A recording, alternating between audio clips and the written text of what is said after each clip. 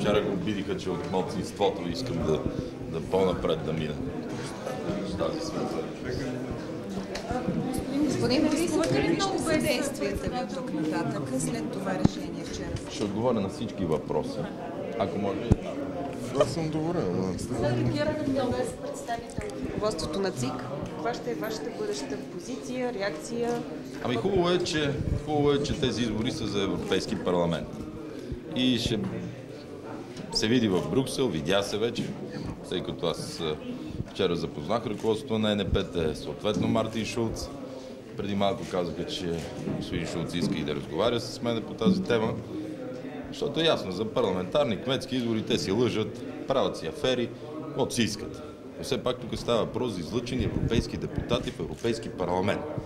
И да им е безразлично на хората дали изборите ще бъдат прозрачни, честни.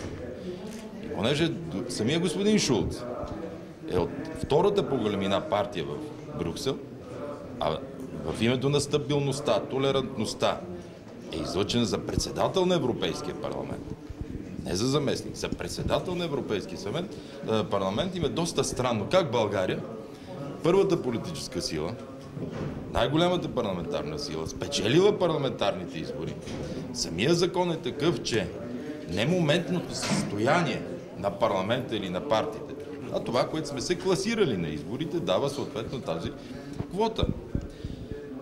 Специално аз изобщо не им се притеснявам.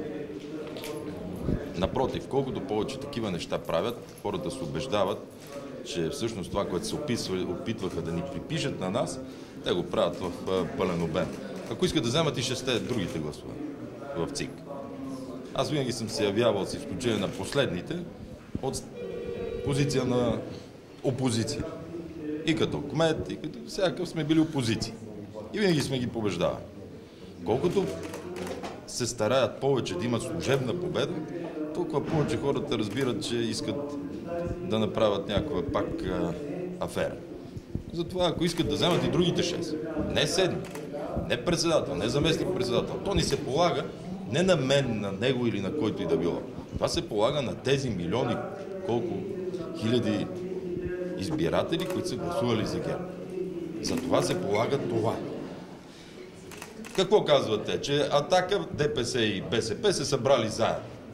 И ние го говорим вече 8 месеца. Всяко гласуване в парламента го доказва по безспорен начин. Самите те виждате как се договарят за всяка квота.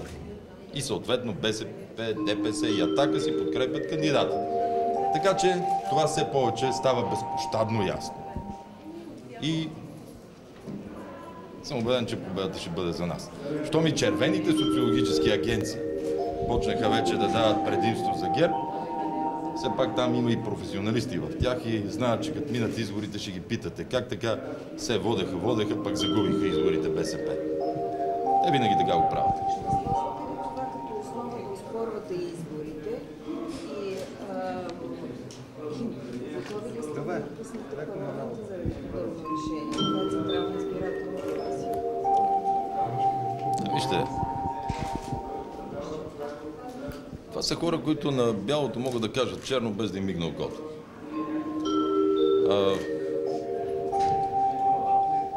Напускането на парламента е крайна мярка. Прилагахме го и него, но това само ще им облегчи работата. Да направят още измами. Затова на мен ми стига и аз съм убеден, че европейските институции, европейските партии в момента, включително и социалистите, си направят извод. И рано или късно това им поведение в България, различно от толерантно, защото все пак напомням, ние имахме председатели на комисии в парламента, миналия парламент, които бяхме дали на опозиция.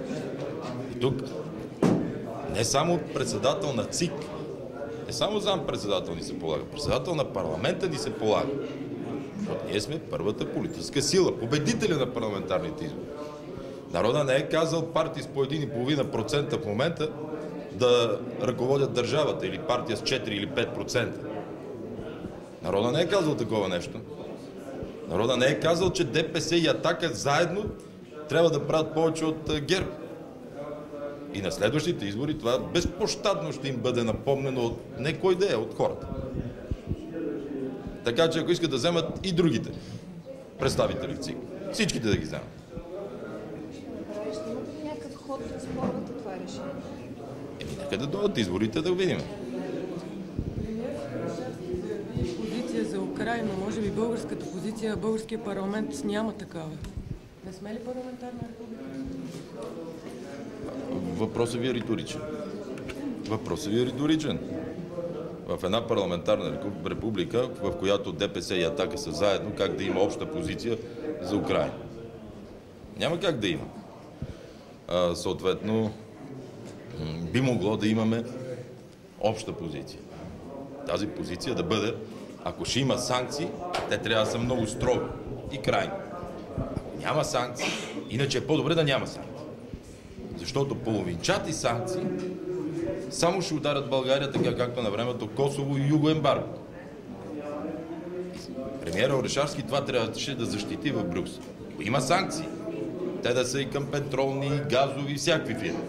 Ако няма санкции, няма, водят се преговори, както ние така сме предложили, на диалог, защото има проекти, които са важни за България. И ние не трябва да се скараме с Русия. Южен поток е важен. Вчера бяхме час и кусор при Йотингер, еврокомисара, целия негов екип. И за разлика от пощальона Драго Стойнев, не ни се разминаха срещите. Нямаше грешка в комуникации. Това заявих и там. Че Южен поток е необходим за България при ясни, прозрачни европейски правила. И в преговорите с Русия това трябва да залегне, за да стане този поток. Иначе нашата зависимост, работни места и всичко, което толкова много искаме да се случи в България, отново ще попаднем точно на границата на конфликт.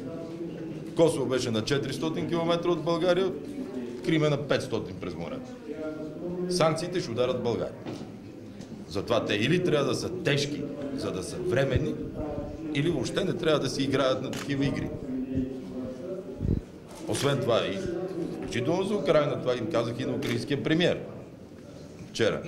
Аз искам да съм убеден, че парите, които ще даде Европейската комисия, няма да отидат при украинските олигарси. По какъв начин тези милиарди, които ще се изсипат там, ще бъдат разпределени. Защото ние все помагаме на Гърция, на Португалия, на Украйна и все за България не остава време. Защото другите са по-зле. С една дума, така наречени от вас премиер, и трябва да отиде да защити тези позиции ясно, точно, на висок глас и ако ги каже по този начин, ще има подкрепа от нас. Ще има подкрепа от хората. Защото те са изгодни за България и защитават нашия интерес. Ако има тежки санкции, какво ще понесе България от тях? 2, 3, 5 милиарда. Остава се на масата на Европейската комисия и се искат пари за тях. Господин Станишев, страни са толкова строги от страна на Европейския съюз към Русия. Вижте, дайте говорим сериозно. Санкции, вчера това го казвах и на Европейска народна партия. Санкции, в които предварително се казва, че газовите, петролните и еди какви си компании са изключени от санкциите, всичко останало е прах в очите. Това ясно и точно го заявих вчера. Станишев сравни Крим с Кърджали. Пленарна зала казва, че указа на президента е противоконституционен. Това не е Кой казва така? мнозинството в пленарна зала. Кое е мнозинството? Вие знаете кое е мнозинството. Не знам. Това не е ли опит да се дискредитира президентския институт? Президента мисля, че умело се защитава и по никакъв начин не съм разговарял нито за ЦИК, нито за каквото и да било с него. Така че не бих си позволил от името на президентската институция да кажа каквото и да било. Станишев сравни Крим с Кърджали. Притесни и господин Местан. Ами първо Станишев многократно се обърква. Аз не знам каква е разликата между Кърджали и другите градове на България. В Кърджали има много християни, мюсюлмани, членове на ГЕРБ, с които аз се срещам. И по никакъв начин не съм усетил, че Кърджали е по-различен град. И затова би трябвало, като е казал така Станишев, да се доизкаже. Съответно, кой ще ни го вземе Кърджали, какво се очаква да стане в Кърджали, какво е различно в Кърджали от другите градове. Говорих с Вежди Рашидов, защото е оттам. И казва, аз не знам. Станишев сигурно знае повече. Но той знае и за Карадер е доста. Той знае и за Карадер е доста, но Сутринта гледах по една телевизия как шикалкаваха инвеститорите.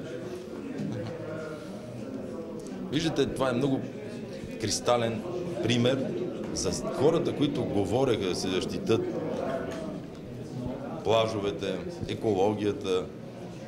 Точно тези хора сега променят закон и си пускат заменките да застроят точно тези китни кътчета по Черноморе.